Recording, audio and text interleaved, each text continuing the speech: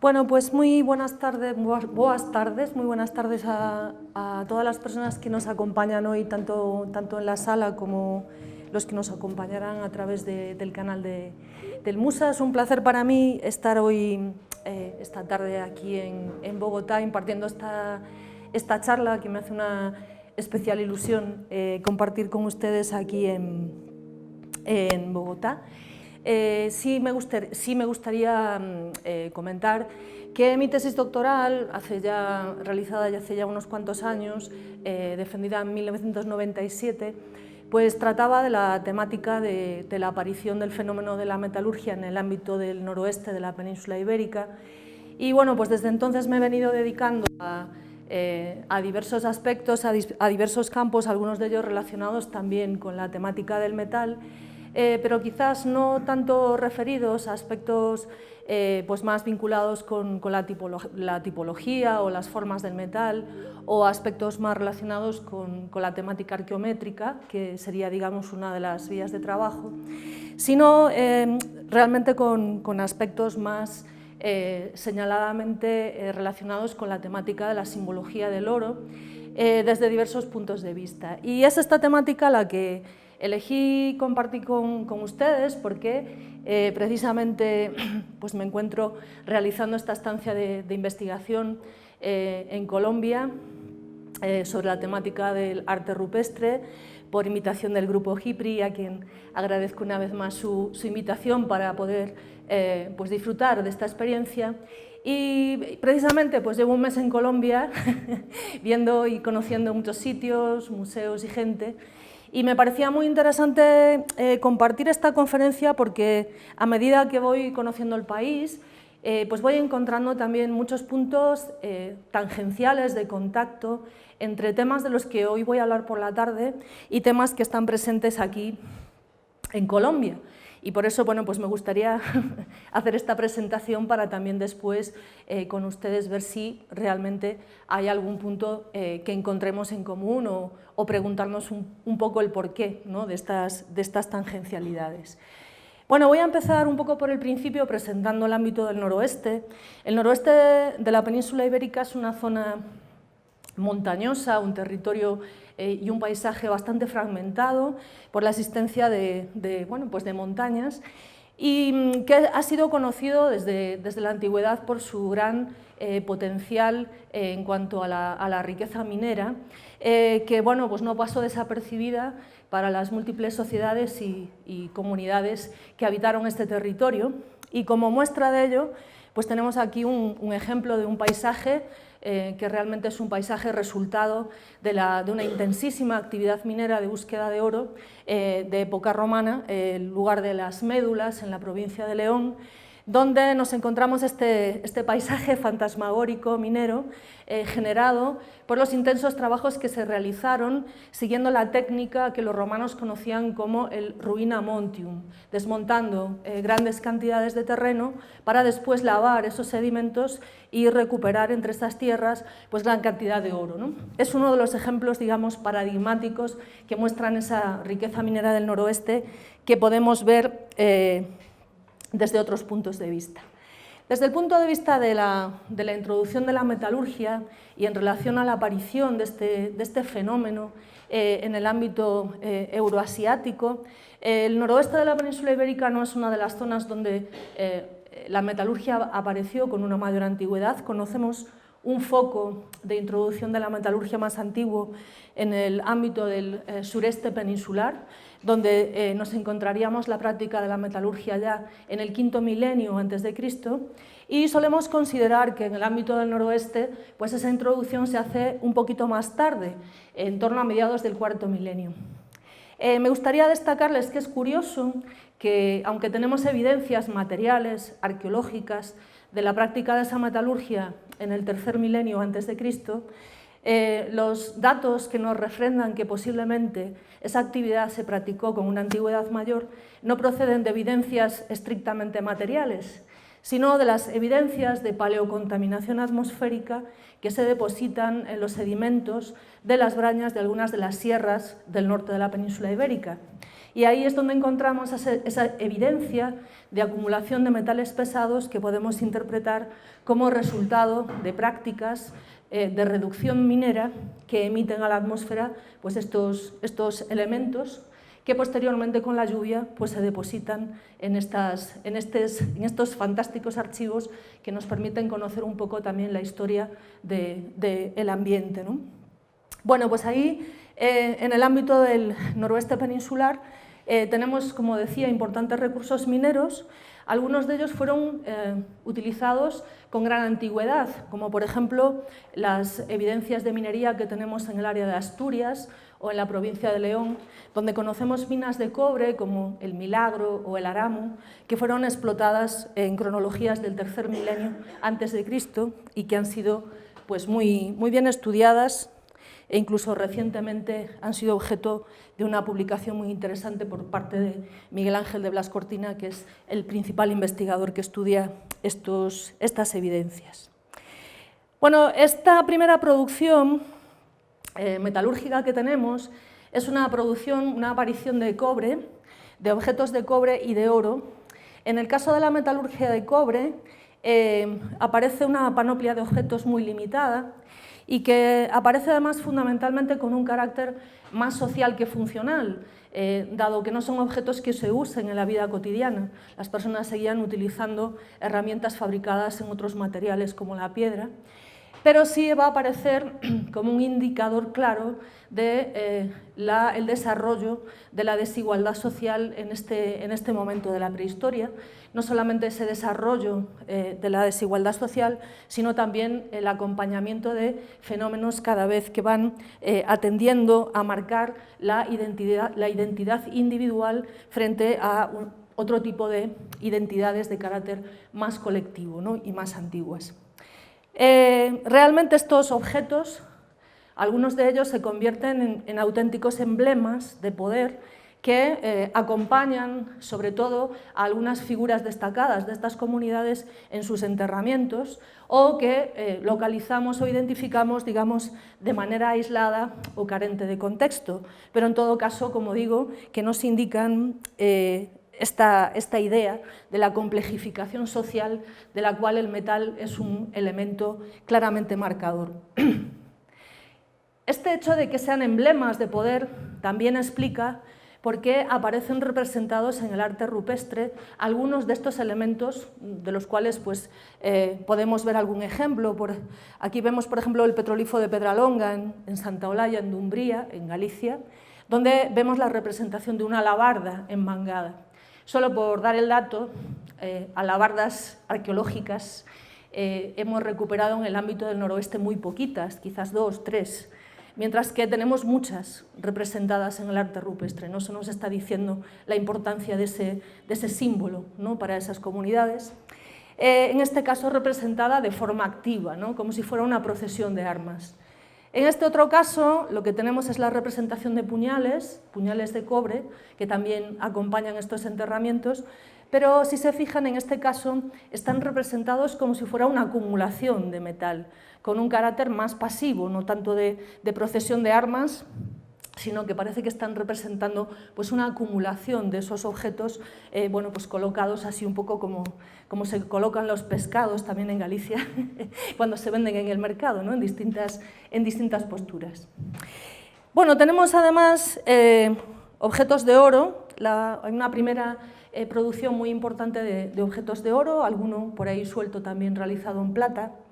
Y es muy interesante el comportamiento de la producción metalúrgica de oro con respecto a la del cobre, porque si bien antes teníamos formas muy limitadas que se producían, de las cuales teníamos un gran número de ejemplares, en este caso lo que ocurre es totalmente lo contrario, es decir, solemos tener objetos que son únicos y singulares y que solamente se fabrican con estas formas de manera poco repetida, que nos están indicando quizás que los factores normativos de carácter social que limitan la creatividad de los artesanos o de las artesanas, pues están menos limitados cuando se trata de fabricar o de elaborar piezas en oro, ¿no?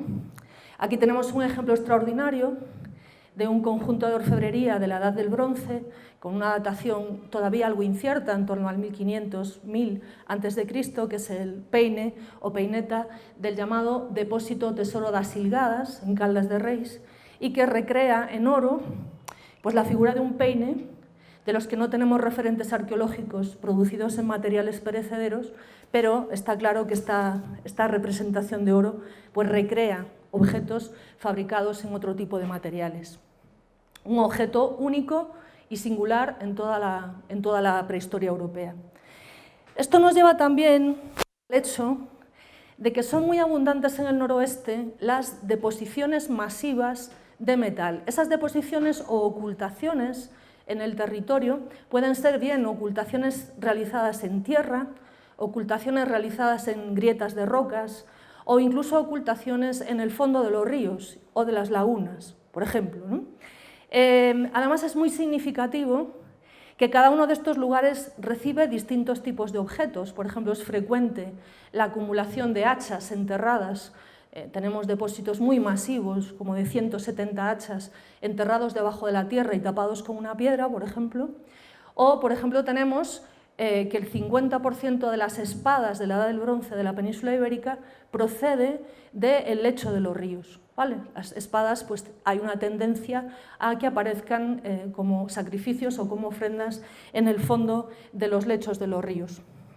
Tenemos deposiciones masivas de metal en distintos tipos de metales, ya sean distintas aleaciones de bronce o ya sean objetos de oro. Quizás de todas ellas, la más magnífica es la que acabo de mencionar, el tesoro de Asilgadas, el depósito de Asilgadas, que constituye, dentro de su cronología, una de las mayores acumulaciones de oro de toda la Europa occidental para esta datación prehistórica. Se calcula que su composición original rondaría aproximadamente los 33 kilos de oro. Y además, no solamente eso, sino que, como decía antes, pues presenta unas características muy singulares. Decíamos que presenta piezas únicas, como la peineta que vimos antes, pero también estos objetos presentan algunas decoraciones. Estas son muy interesantes, las vasijas o las tazas del Tesoro de Caldas han sido fabricadas además por una técnica que se introduce de forma antigua en la península ibérica, que es la fundición a la cera perdida. Están fabricadas con esta técnica. Pero sus decoraciones son extraordinarias, sus decoraciones todavía muy poco estudiadas, a pesar de que hace ya casi más de 75 años que apareció este conjunto, pues queda por hacer esos estudios y que nos remiten a decoraciones simbólicas de carácter astral, ¿no? Fundamentalmente a la representación solar o a la asociación del sol con el oro. Estas representaciones en toda Europa de carácter solar, fijaos que cuando hablábamos del cobre no teníamos piezas decoradas, solamente el oro se decora, y estas decoraciones remiten siempre a este tipo de simbologías de carácter astral y al relato de determinados mitos que no solamente vamos a encontrar en el ámbito de la prehistoria de la península ibérica, sino prácticamente de toda Europa, desde Escandinavia hasta, me atrevería a decir, el norte de África, cuando pensamos en el caso de Egipto. Y es el caso del mito del viaje solar, el viaje del sol durante el día a través de la esfera celeste y su retorno a través del inframundo durante la noche. Bueno, pues estos elementos en la Edad del Bronce se buscaba además que con el movimiento se potenciara la representación de este mito. De ahí este dibujo que señala el hecho de que esa representación aparezca en la base de la vasija para que se vea en el momento en el que se realizan determinados rituales de libación en los cuales se hace evidente ese símbolo solar para quien está viendo a esa persona de importancia por realizar ese rito. Bueno, esta visión, digamos, de la metalurgia, un poco más basada en aspectos sensoriales, como puede ser el color de los metales y su simbología, o el sonido, es una visión que en el ámbito de los estudios sobre la metalurgia europea ha sido poco estudiada.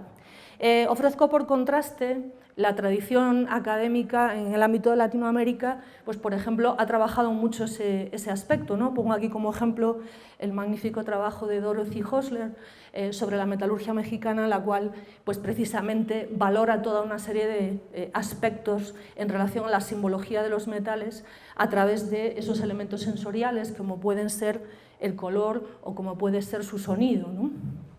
Pero también, poquito a poco en Europa, pues van apareciendo algunos tipos de estudios que van a focalizar y van a enfocar un poco más estas cuestiones sobre el simbolismo del metal, como puede ser pues, el reciente trabajo publicado sobre las destrezas relacionadas con la tecnología metalúrgica de Michael Kuipers, o proyectos que han intentado de indagar a través de metodología arqueológica la cuestión de la creatividad en la prehistoria, ¿no? Cómo podemos estudiar arqueológicamente en un determinado contexto cultural la creatividad de los artesanos y de las artesanas que trabajaban en distintas industrias, como puede ser la cerámica, como puede ser el metal o como puede ser el textil.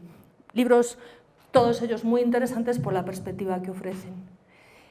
Bueno, como decía, es muy interesante ver cómo encontramos en el registro arqueológico algunas evidencias que nos muestran que ya en la antigüedad los metales tenían una distinta significación simbólica también para esas comunidades. Y voy a poner aquí solamente un ejemplo. Es esta maravillosa pieza, el carro de Trundle, que se conserva en el Museo Nacional de Copenhague, en Dinamarca, y que representa precisamente ese mito del que antes hablaba, el mito del viaje solar. Y fijaos que cuando se representa o cuando vemos el carro en dirección hacia su avance hacia la derecha, es decir, el viaje que hace ese carro durante el día, el disco de oro que representa el sol está fabricado en oro, ¿no? Ese elemento se representa en oro. Pero cuando vemos su viaje de retorno durante la noche por el otro lado, a través del inframundo, el disco es de bronce, no es de oro, porque la significación que tiene en este caso el metal para ellos también era muy diferente, ¿no? Y esos aspectos nos hacen pensar y nos hacen tener en cuenta que debemos tener en cuenta estas características a la hora de estudiar también la simbología del metal.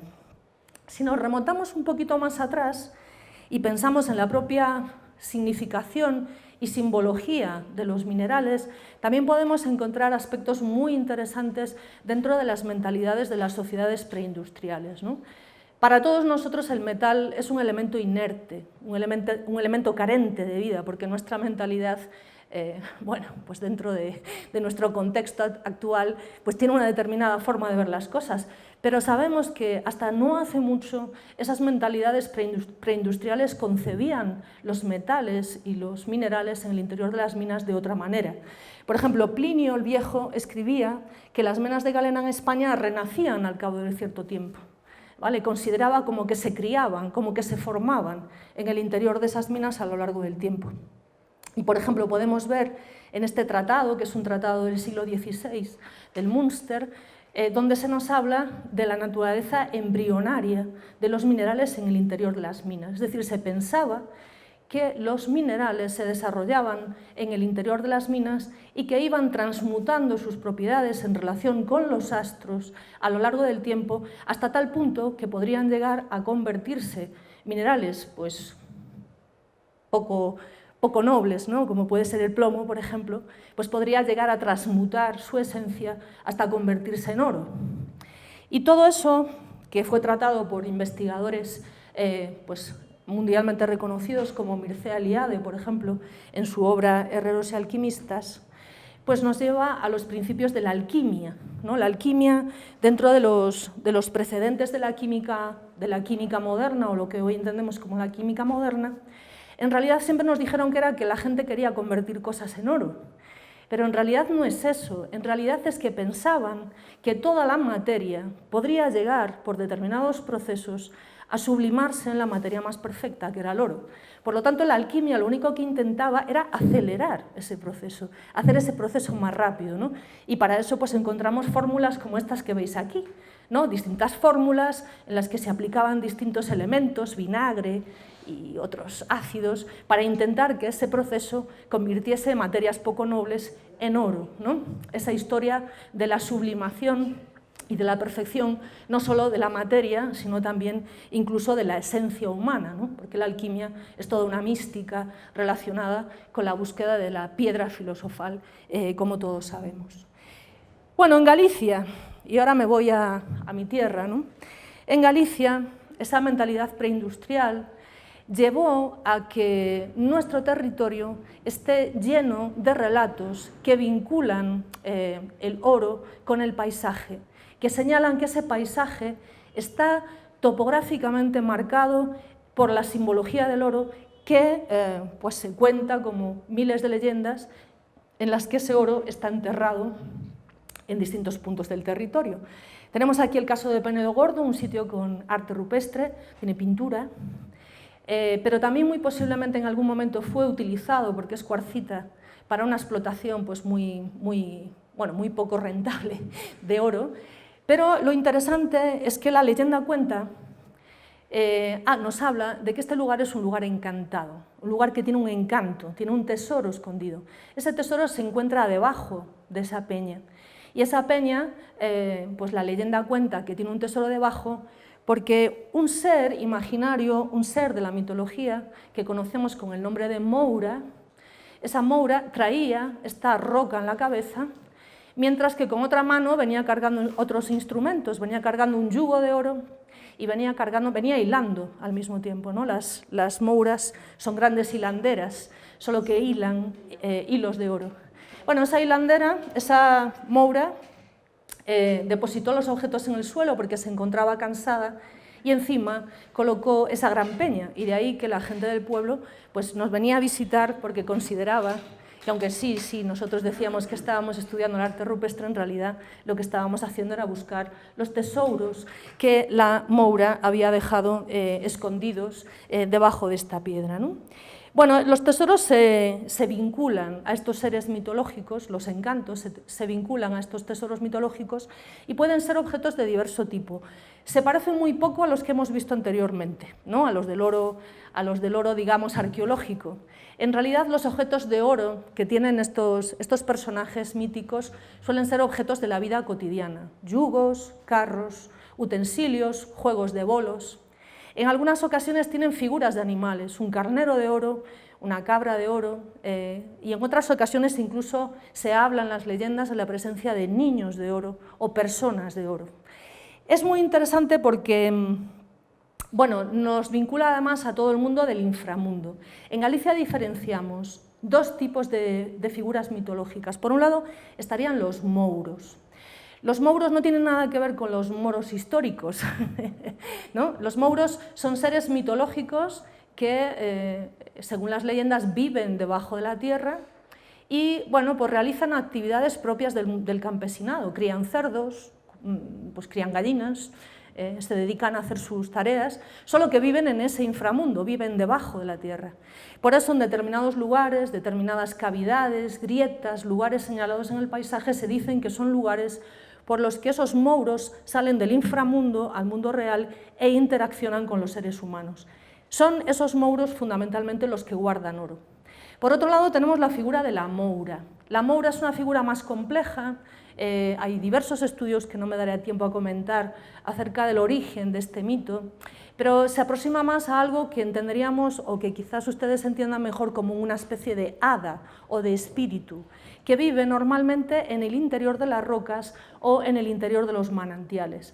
Esta moura, que normalmente se presenta como una mujer de gran belleza, de cabellos rubios, que peina su cabello, ofrece normalmente estos tesoros a los pobres humanos que pasan cerca de ella, y es ahí cuando ese personaje cándido, bondadoso y bonito, ¿no?, se puede convertir pues, en una vieja fea y agresiva que además devora niños y que puede constituir pues, el fin o la perdición de los pobres humanos que por su codicia ansían estos tesoros. Bueno, son muchos los lugares del territorio de Galicia donde se conservan estas tradiciones, algunos relacionados con sitios arqueológicos, sitios con arte rupestre, sitios con enterramientos. En otros casos son sitios que simple y sencillamente son señalados. De ahí que digamos la importancia no solamente del encanto o del encantamiento, sino también del propio locus, del propio lugar, ¿no? El lugar tiene características que lo hacen singular, bien porque es una roca señera en el paisaje, bien porque es un perfil en el paisaje montañoso singular.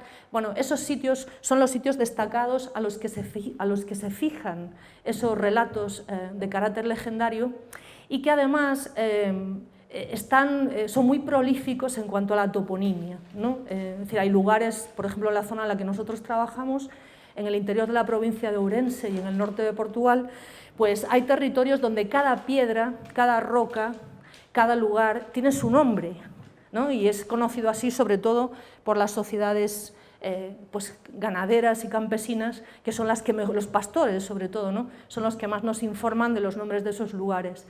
Pero no solamente tienen nombre, sino que esos nombres tienen lo que conocemos como su etiología, es decir, tienen su porqué. Si a una roca le llaman a Pedra do Sino, es porque suena como una campana, porque está hueca. O si a una roca le llaman o Penedo da Moura, es porque sabemos que ahí hay fijada una leyenda que tiene que ver con un tesoro, ¿no? Con la presencia de oro mitológico en ese lugar. Bueno, de todos los casos conocidos, históricos, quizás uno de los más interesantes que me gustaría comentarles es este que ven aquí, que no sé si lo habrán escuchado alguna vez. Voy a buscármelo aquí.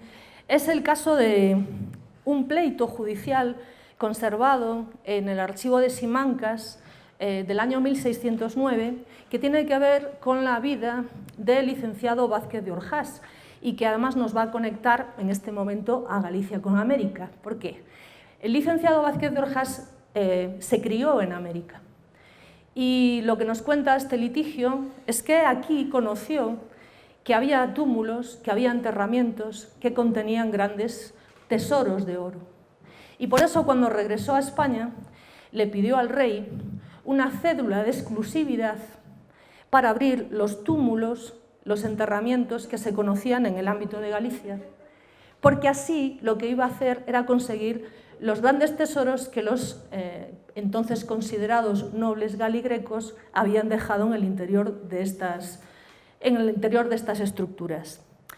El rey, en el año 1609, concretamente el 26 de mayo de 1609, le concede esta licencia de exclusividad para explotar, para violar estos túmulos, y esto generó pues muchas protestas por parte de Vázquez de Orjás, que le decía al rey que a ver qué pasaba, que el que tenía el monopolio era él y que todo el mundo estaba expoliándole pues los tesoros de los monumentos, y por eso se conserva este pleito, que es muy interesante porque pues hubo muchísimas detenciones, denuncias, destierros incluso, pero al mismo tiempo nos informa, entre otras cosas, de cómo se obtenían estos tesoros, ¿no? De cuáles eran los procedimientos para la violación de monumentos megalíticos, como este que vemos aquí, de Chan de Castiñeiras, bueno, pues la llamada Mámoa do Rei o Mámoa del Rey, que fue violada pues desde hace muchísimos años, precisamente para buscar estos tesoros.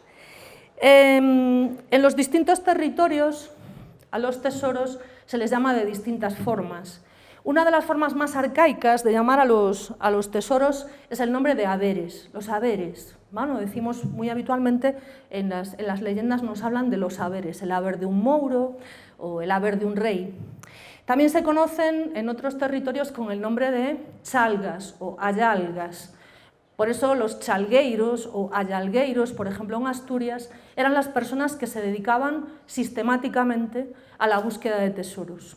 Tesoros que a veces eran revelados pues, por cosas como ensoñaciones, sueños, por ejemplo, ¿no? Alguien soñaba con la existencia de un tesoro y entonces se dedicaba toda su vida a buscar ese tesoro en un determinado lugar, o otras veces se llevaban como adivinos, personas que predecían dónde podía haber un tesoro, o algo que les sonará un poquito más, porque es que aquí en Colombia pasa exactamente lo mismo.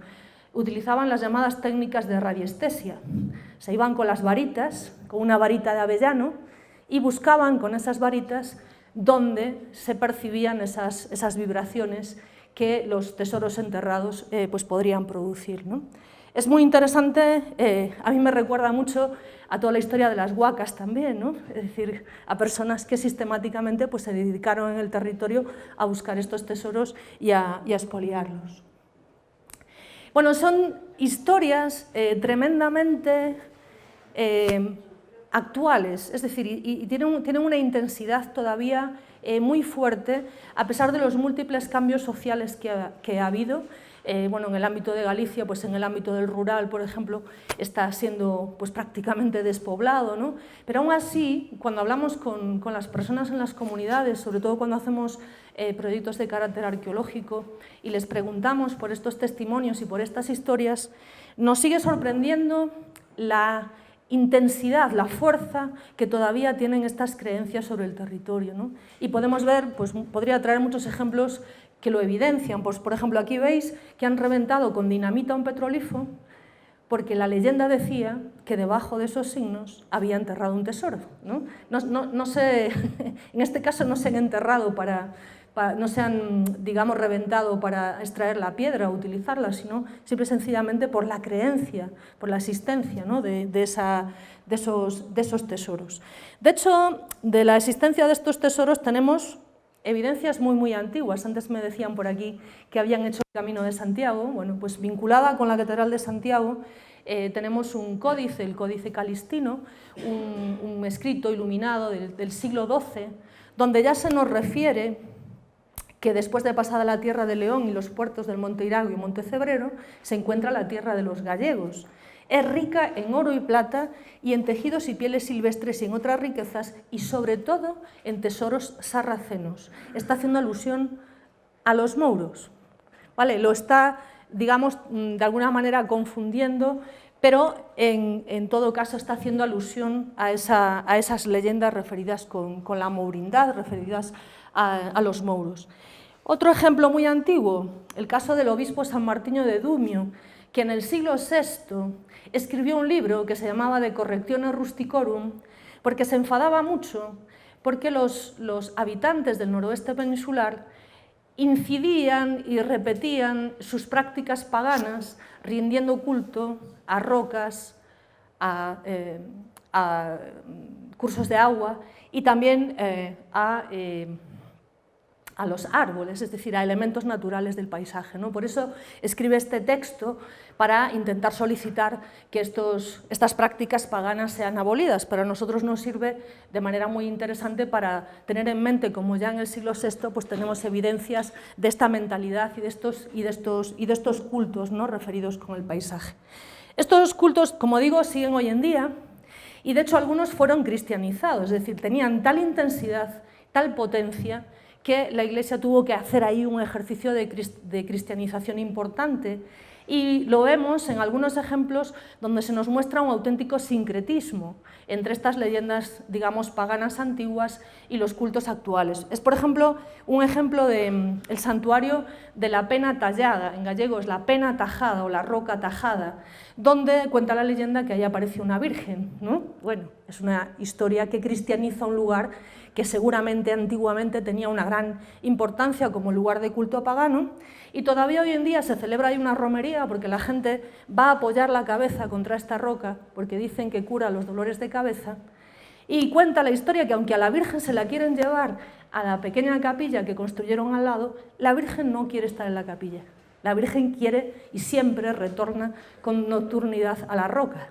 Y eso es lo que hoy en día pues, se recrea en esa práctica, ¿no? en esa romería que se hace y nos da idea pues, de la importancia todavía de estos cultos y de estos lugares. Bueno, Galicia es un país de tesoros, como decía. Estos tesoros son tesoros que tienen varias características, están ocultos. Por otro lado, son tesoros que parece que están siempre vinculados a seres que los protegen, que los cuidan, ¿no? Algunos elementos que nos indican estas prácticas protectoras relacionadas a determinados seres encantados, como el caso de las mouras de las que hablé antes. Pero en el dispositivo simbólico se encuentran también otros elementos protectores. Por ejemplo, es muy habitual que se cuente en las leyendas que cuando alguien busca un tesoro se va a encontrar dos cosas: una viga de oro, fabricada en oro macizo, y otra viga que es una viga fabricada en alquitrán o en veneno. A veces incluso se habla de la peste. Por lo tanto, uno tiene que tener mucho cuidado cuando busca el tesoro, porque puede ser que la cosa le salga bien y encuentre la viga de oro, pero puede ser que la cosa le salga muy mal y encuentre ese mal, esa viga de veneno que acabe con su vida, ¿no? Realmente, la mayor parte de los relatos acaban bastante mal, y acaban siempre bastante mal un poco con la idea de la codicia humana, ¿no? Es la codicia del oro la que hace que esos personajes, al interactuar con estos seres imaginarios, pues les puedan pasar varias cosas. Por ejemplo, que se queden encantados, sujetos, ¿no? por la existencia de ese encanto relacionado con el oro.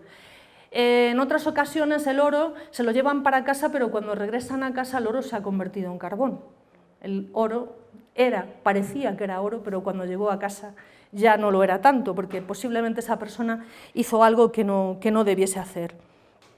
Es muy interesante también cómo se dice en muchas leyendas, por ejemplo las mouras, cuando algún humano comete una imprudencia a causa de su codicia, pues esa moura le dice: me doblaste el encanto. Es decir, las acciones humanas también repercuten sobre los encantados, porque un encanto que a lo mejor podía durar 50 años, ahora va a durar 100, ¿no? Y estas historias, bueno, pues se repiten mucho. Y luego un elemento muy interesante y también muy tangencial con leyendas que he escuchado en Colombia es el hecho de algunas cosas que hay que hacer para recuperar o desencantar esos tesoros.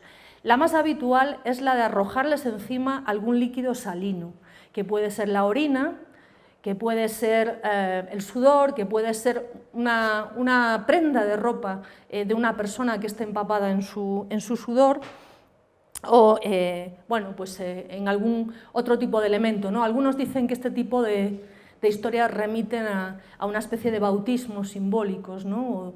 o de sacralización simbólica. Pero bueno, es un elemento muy interesante que lo he encontrado también repetido en algunas leyendas de tradición aquí en Colombia. Bueno, todo esto en relación a ese inframundo. Algunos indicadores de tesoros pueden ser la aparición de determinados animales. Por ejemplo, la aparición de una gallina que tiene pollitos de oro. Y esos pollitos de oro salen o entran de determinados túneles. Esos túneles conectan a través de ese inframundo pues, distintos lugares marcados, ¿no? En esta cartografía simbólica. Bueno, esta es muy curiosa, porque el dibujo es mío. es mío referido a una actividad que hicimos con la comunidad local, pues, trabajando estas cuestiones de tradición oral. Pero precisamente el otro día, buscando alguna información para ilustrarlo, me encontré esa cartela de la leyenda de la gallina y los pollitos de oro que también hay aquí en Colombia, ¿no? Es muy sorprendente que aparezca pues, un testimonio tan claramente y tan directamente relacionado entre uno y otro sitio. Bueno, hay otro aspecto muy interesante de los tesoros que me llevaría a una conferencia entera a hablar y voy a tratar de resumir. Y es que nos cuenta la gente, y está escrito en diversas leyendas, que para buscar los tesoros había un libro. Ese libro es conocido en Galicia con el nombre del Gran Libro de San Cipriano, también lo conocemos con el nombre de Ciprianillo, o simplemente alguna gente cuando se refiere a él le llama el libro, ¿vale? El libro. Bueno, el libro se vincula con la figura de San Cipriano de Antioquía. San Cipriano de Antioquía era un personaje nacido en la Antioquía de Turquía, ¿no? Allá lejos, y que a lo largo de su vida, pues, ayudado por sus padres, viajó por diversos territorios y se hizo un gran conocedor de las magias, ¿vale? De las magias del mundo. Es el santo mago por excelencia. Bueno, en un determinado momento de su vida, solamente por intentar resumirlo, este personaje se convierte al cristianismo, pero no antes de escribir un libro en el que supuestamente dejó apuntados todos esos saberes y todos esos conocimientos acerca de sus, sus saberes, ¿no?, sobre la magia. Ese libro, ese grimorio que se llama, es lo que conocemos como el libro de San Cipriano. Y es muy curioso, esta es otra cosa que me llama mucho la atención, ¿no? La Antioquía la tenemos allá, cerca de Siria, ¿no? Pero también la tenemos en Galicia. En Galicia está la ciudad de Antioquía. La ciudad de Antioquía la marcan las leyendas ubicada debajo de la lagoa, de la laguna de Antela. La laguna de Antela es una laguna desecada en época de Franco, que hoy en día, bueno, pues prácticamente lo que vemos es simplemente terreno, pero ahí había una laguna, y contaba la leyenda que bajo esa masa de agua se encontraba sumergida la ciudad de Antioquía, y que por las noches se escuchaba todavía las campanas de la iglesia de la ciudad de Antioquía, que sonaban con nocturnidad en todo ese paisaje, ¿no? Bueno, me llama mucho la atención estos puntos de conexión tan intensos, ¿no? Habiendo también aquí en Colombia una Antioquía y habiendo también un lugar que se llama San Cipriano, ¿no? Bueno, todos esos elementos pues marcan, ¿no?, estas tangencialidades de las que hablaba antes. Bueno, el libro de San Cipriano, el gran experto en esto es nuestro colega Félix Castro, que ayer por la tarde estuvo intentando buscar para mí si conocía alguna versión del San Cipriano aquí en Colombia. No la conocemos, pero sí conocemos versiones del San Cipriano muy importantes en Brasil, por ejemplo, donde en el siglo XIX se publicaron muchísimas versiones del libro de San Cipriano, y también las conocemos en México y en Argentina. Si alguien que me esté escuchando hoy o posteriormente a través de la emisión conoce algo sobre la historia de los libros de San Cipriano aquí en Colombia, por favor que contacte con nosotros, ¿no?, porque es un tema de gran interés. Bueno, era una especie de gacetillas que circulaban. Un grimorio, el libro de San Cipriano es un libro líquido, es decir, es un libro que se conforma de distintas maneras y de distintas formas. No es un libro fijo y estático que se reproduzca siempre de la misma manera. Y normalmente está conformado de dos partes. Hay una primera parte que es una especie de lo que llamamos estrictamente el grimorio, que es una recopilación de recetas mágicas, ¿no? Esas recetas lo mismo sirven para recuperar un novio, que para, yo qué sé, pues recuperar la salud de una persona o recuperar un tesoro, ¿vale? Entonces, esta primera parte, que es la parte, digamos, mágica, nigromántica, es una de las partes que componen los libros de San Cipriano. Pero además, como estos libros funcionaban y circulaban como gacetillas por todos los lugares, ¿no?, y se iban copiando y recopiando, pues todavía hoy tenemos alguna reminiscencia de ese tipo de gacetillas en esto que en España le llamamos el calendario zaragozano. En Portugal se llama la borda de agua y son cosas que se pueden comprar todavía hoy en día en las bombas, en las gasolineras, ¿no?, y que nos informan de cuándo se pueden hacer injertos, de las fases de la luna, de todos aquellos aspectos relacionados con la vida agrícola y que seguro que aquí en Colombia pues también lo hay, ¿no? Bueno, pues exacto. Bueno, pues este tipo de libros que circulaban también una serie de recetas para encontrar tesoros que normalmente los conocemos con el nombre de roteiros de tesouros en portugués o gacetas de tesoros. Y esas gacetas de tesoros, digamos que se conforman de forma específica para cada lugar, es decir, hay topónimos que reconocemos en geografías concretas y están escritos en todas las lenguas vernáculas derivadas del latín de la zona del noroeste peninsular, que son el castellano, el gallego, el astur-leonés o el portugués. ¿Vale? En todas esas lenguas se repiten este tipo de gacetas de tesoros que luego se agrupaban a esa parte del grimorio para conformar lo que conocemos como los libros de San Cipriano. Ahí vemos, bueno, pues un ejemplo, ¿no?, de esos estudios que se hacen sobre estos roteiros de tesouros, sobre estas historias de tesouros del Ciprianillo o del San Cipriano. Estas recetas, aunque se suele considerar que el libro de San Cipriano es una formación, digamos, constructo relativamente reciente, que no iría más allá del siglo XIX, Pues nosotros no estamos de acuerdo con esta idea porque consideramos que en estas gacetas de tesoros, además de recogerse toda la tradición oral de los tesoros de los mouros, que sabemos que es muy anterior, pues además se, digamos, repiten de manera fija y rítmica algunas recetas de cómo encontrar esos tesoros en distintas lenguas, que además tienen características muy curiosas, como que, por ejemplo, no se dan las dimensiones en sistema métrico decimal, sino que se dan en medidas humanas, a 6 pies, a 7 codos, a la medida de un hombre, ¿no? Esto nos está indicando que son recetas orales que posiblemente iban pasando a través de la tradición oral de persona en persona y que luego posteriormente acabaron digamos, reflejadas y recogidas en estas gacetas de tesoros, donde, como digo, somos capaces de identificar muchos topónimos, pero también es cierto que hay algunos topónimos que no somos capaces de identificar porque han sido muy deturpados a lo largo del tiempo, pues de ser repetidos y reescritos y recopiados desde bueno, pues gacetas anteriores. Esas gacetas, bueno, ahí traigo algunos ejemplos.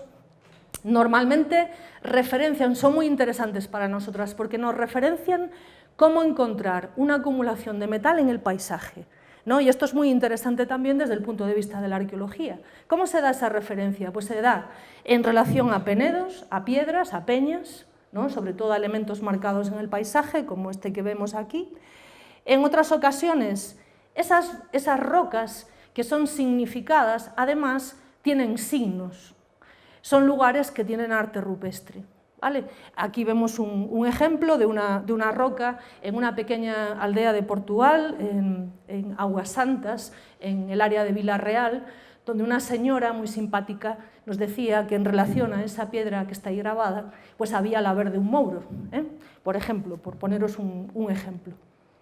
Y luego también tenemos otro elemento muy interesante, que es cómo en la tradición oral servía para marcar esos sitios la incidencia de la luz solar o lunar, ¿no? Que es un ejemplo, es una cuestión que todavía hoy en día la arqueología está intentando incorporar a, bueno, pues si este criterio sirvió también como marcador, por ejemplo, en la ocultación de algunos de estos depósitos de la Edad del Bronce, de los que antes os hablaba y que antes señalaba.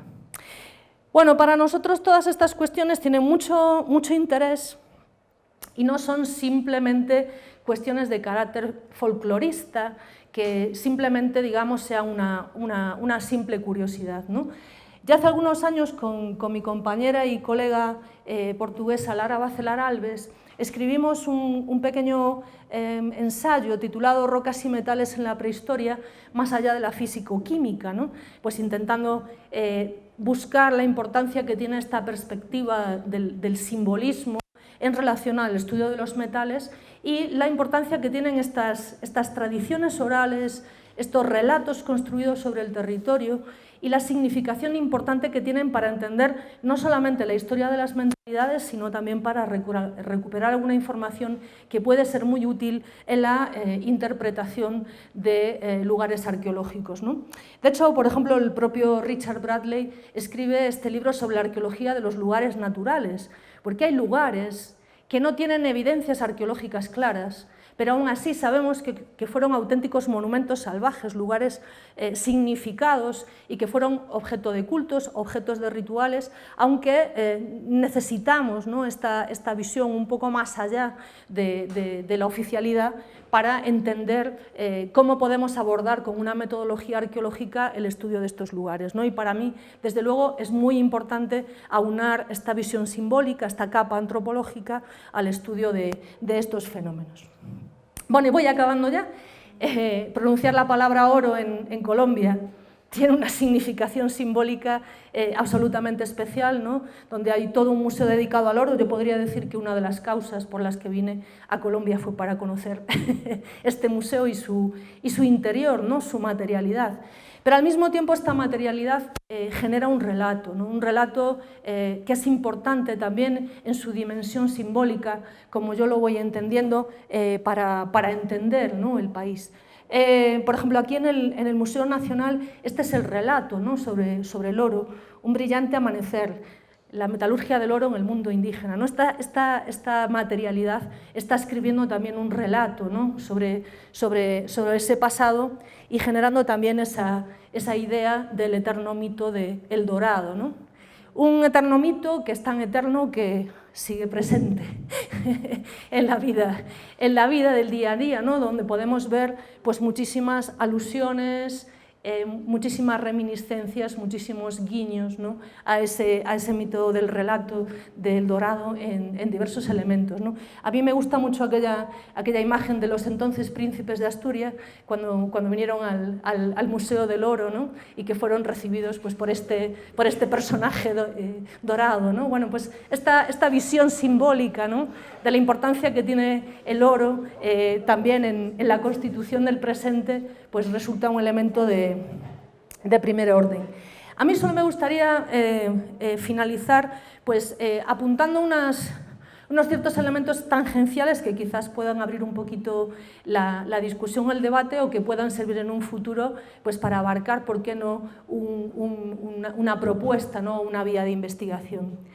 Elementos que son comunes con Colombia, ¿no? o con lo que yo he conocido acerca de las leyendas del país, y es la creencia en tesoros ocultos que se conocen con el nombre de encantos y que además tienen encantamientos, ¿no? Yo me acuerdo gracias a mi compañera Carmen Pérez Maestro, conocí una conferencia de una antropóloga colombiana, Sandra Cero, que, bueno, pues trataba en su conferencia ciertos aspectos simbólicos del oro en Colombia y trataba estos aspectos de tal manera que a mí me pareció impresionante, ¿no?, la tangencialidad que existía con lo que nosotros conocemos en Galicia. Bueno, la leyenda del venado de oro, ¿no?, que aquí en Bogotá, pues también las leyendas del páramo, ¿no?, que tienen gran importancia, pues lo mismo, leyendas de figuras de oro vinculados con lugares señalados que se encuentran fuera del ámbito doméstico, ¿no?, que se encuentran en el saltus, en el monte, lejos de donde las personas habitan. Y luego incluso la relación con seres mitológicos creadores de paisaje, ¿no? El otro día me contaban mis compañeros del GIPRI en Mesitas pues, la historia de la formación del salto de Tequendama, ¿no?, a través de un personaje que incide con su vara y que genera ese paisaje espectacular, ¿no? Bueno, ahí tenemos elementos tangenciales muy claros. Y luego los encantos, ¿no? Bueno, estos son características que podríamos poner para Galicia o para Colombia. La idea y la creencia en el encanto como una figura que está viva. El oro no es materia inerte, es una materialidad viva y además tiene voluntad propia y esquiva en muchos casos, ¿no?, porque no quiere ser encontrado. Pero al mismo tiempo reside en ese paisaje, ¿no? La relación entre oro y naturaleza es absolutamente fulcral, en lagunas, cerros, montes, y además ese oro que tiene voluntad propia se mueve, y se mueve por el inframundo, ¿no? Se mueven los derrumbes, se mueven las corrientes de agua, se mueve a través de esos elementos, ¿no? Cosas muy, muy, muy cercanas. Hablar de los encantados también, ¿no? Los personajes encantados que vagan por ese saltus, por esa zona lejos de la zona, digamos, domesticada, y que son lugares que están atrapados, en algunas ocasiones atrapados por el oro y fusionados en algunas ocasiones con la naturaleza. Es muy interesante porque a veces quedan encantados y otras veces se convierten ellos mismos en parte de esa naturaleza, ¿no? Como puede ser en el caso que comentaba antes, el caso del Nevado del Ruiz, ¿no? Pues por ejemplo, es la historia de la personificación de una persona que se encantó, ¿no?, y que quedó encantada ahí. Y luego, bueno, los distintos peligros o formas de proteger el encanto o de recuperarlo. Yo os digo que el otro día, pues viendo algunos relatos sobre cómo se recuperan los tesoros aquí, también a través de la orina, o sea, me parecía increíble que fuera tan absolutamente cercana, ¿no?, ese procedimiento. Y bueno, dejo ahí esas preguntas, ¿no? ¿A qué se deben estas características tan tangenciales entre la tradición oral del noroeste de la península ibérica y de las tradiciones, ¿no?, del ámbito campesino aquí en Colombia? Y pregunto yo si es que responden a casualidades, ¿no?, a formas preindustriales de cosmovisión que hacen que estos relatos se aproximen de esta manera, o si realmente tenemos aquí un tema de transferencias, ¿no?, de un lado a otro, no lo sé. Son preguntas para las que obviamente yo no tengo respuesta, pero que las dejo aquí como como sugerencia, por si a través de la charla que podamos tener o de lo que me quieran contar, pues podemos iniciar un poco esta vía de pesquisa o de información, porque no he conseguido tampoco encontrar pues ningún tipo de relato o de lectura que me ayude a comprenderlo. Y bueno, ya finalizo. Es una fotografía con mis mujeres favoritas, unas señoras que nos esperaban todos los días, bueno, pues allí en la comarca del Támega, cuando hacíamos trabajo de marcaje de arte rupestre, pues todas las tardes estas señoras nos esperaban. Y nos esperaban para contarnos sus historias, para contarnos sus relatos fijados en el territorio. Y yo cuando escuchaba estas historias me venían mucho a la cabeza las palabras de uno de nuestros principales representantes escritores en lengua gallega, Álvaro Cunqueiro, que decía que los tesoros son gente viva, porque los relatos sobre los tesoros permanecen vivos mientras aquellas personas que los portan están vivas también. De ahí que de alguna manera podamos decir que esos relatos pues son gente viva. Y realmente yo siempre digo que nuestro mayor tesoro está en la cabeza de esas personas, ¿no? Perder estos relatos, perder estas historias, cuando perdemos a estas personas, pues constituye una importante pérdida de nuestro saber, de nuestro acervo, de nuestra tradición, de nuestro patrimonio y al fin y al cabo pues de nuestra propia identidad. Por eso, bueno, pues me gusta acabar con estas palabras que yo les traduzco. Mientras nuestra gente habla del oro escondido, el que estará vivo en nosotros, es que estará vivo en nosotros la felicidad imaginativa y seremos aún más ricos por soñar con tesoros que teniendo todos los tesoros del mundo, o sea, que serán más importantes que tener todos los tesoros del mundo en un arca guardada, ¿no? Y dice, valen más escondidos. Cuando escucho en alguna aldea nuestra hablar de tesoros, considero que dentro de nuestra pobreza aún somos ricos, ¿no? Bueno, pues esa es un poco la idea que me gustaría dejarles aquí, agradeciéndoles su atención y, bueno, pues sobre todo promoviendo el hecho de que esta riqueza, de que esta diversidad cultural que constituye nuestra tradición oral y nuestras tradiciones marcadas y relacionadas con un paisaje concreto, pues que no se pierdan nunca. Muchas gracias.